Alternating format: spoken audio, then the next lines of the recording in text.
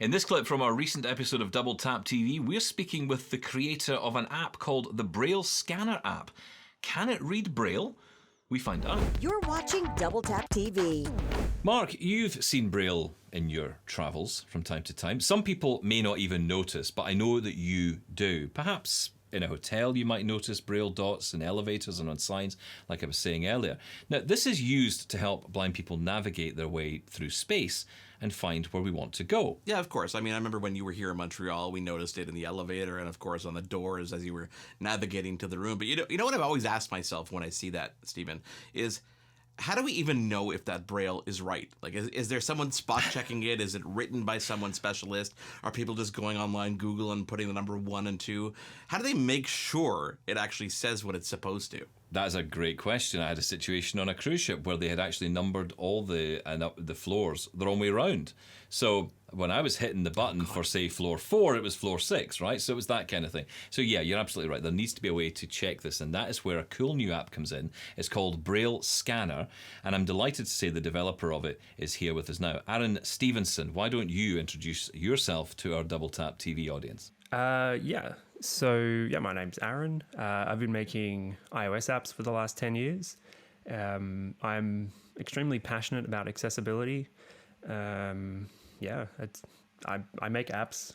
That's pretty much me, and I really like accessibility. Well, thanks for coming on, Aaron. Your new app called Braille Scanner really caught the attention of the blind community when it was launched. Was this your first foray into apps like this for blind people?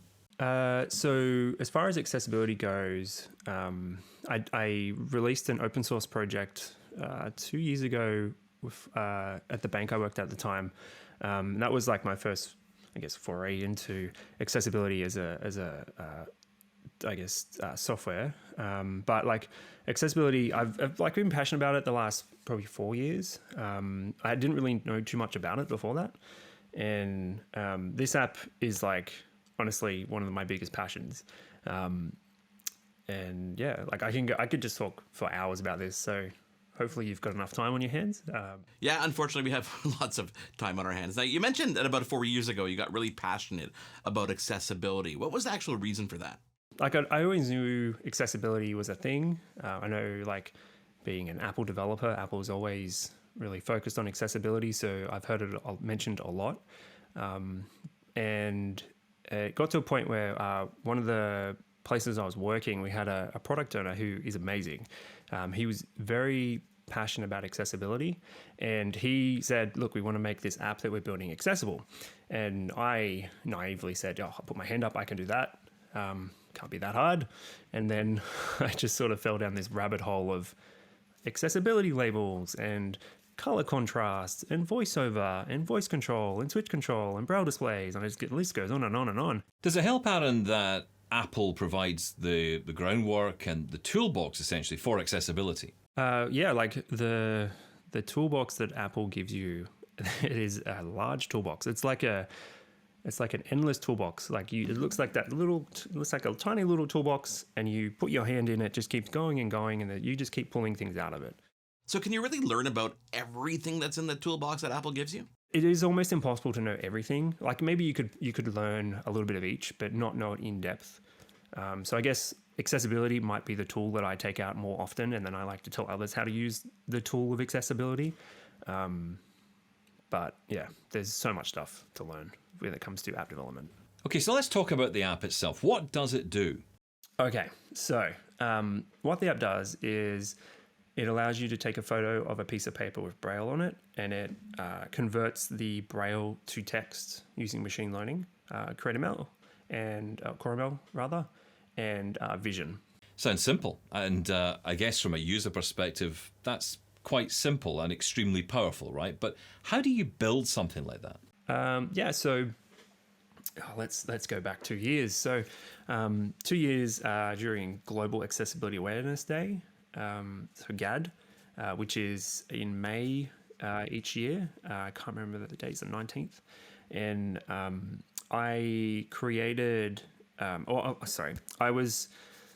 was in the first COVID lockdown period where everyone was working from home in Australia, and so much accessibility content came out that day. I actually got extremely overwhelmed, and I sort of had to like go offline a little bit, just sort of take back and work out what I wanted to do for that day. Because normally I try to spend that day try to watch content or like just watch video on something, try to learn more. And I naively thought, you know what, I'm going to learn Braille. That can't be hard. No, it was super naive. Well, of course. Well, why wouldn't you, right? I mean, how hard could it be? Yeah, in a day, that can't be that hard. So I brought one of those Braille slates, and I didn't even get the big full page one. I got like the tiny little one. It's like goes all the way across a page, and it's like 4 or 3 rows high. I bought that, and then I'm like, yeah, I'm going to learn Braille. It's going to be super easy. Can't be that hard. I started with uncontracted, so grade 1, UEB, and I did like the alphabet. I was like, oh, this is amazing. This is easy. And then I did it again. I'm like, I can't remember what that letter is. Did it again. Can't remember what that letter is. I'm like this is getting very hard. And so what I decided to do was use CreateML, CoreML. As I mentioned, I'd never had a experience that I could create a machine learning like model for. And I'm like, look, I'm going to put all of this data into the model and then see what happens. We should mention that Core ML is part of the programming language that Apple gives you to create apps in their actual operating system. So when you're talking about creating a model, you're actually creating your own toolset that speaks to your app using their APIs. So what came next? So I've put the alphabet into the model, and then I labeled it all correctly, and then about 24 hours later, it spat out a model.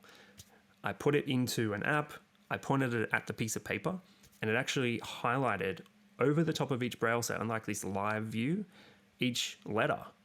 And I was like, oh my God, this is amazing. That's amazing, Aaron. Thank you so much for coming on and, of course, telling us about the app. Thank you so much for having me. It's been an absolute pleasure. I could go on for many more hours talking about this. So, Mark will be talking more with Aaron as he joins me and Sean Priest on Double Tap over on AMI Audio, as we are there every single day, of course. Available as a podcast as well.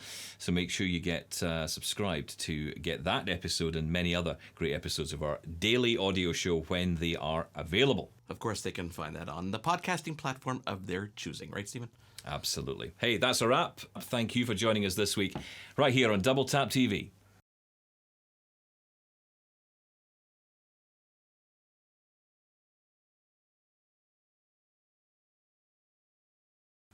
Thanks for watching Double Tap here on YouTube. If you're not already subscribed, please do that so you don't miss another video.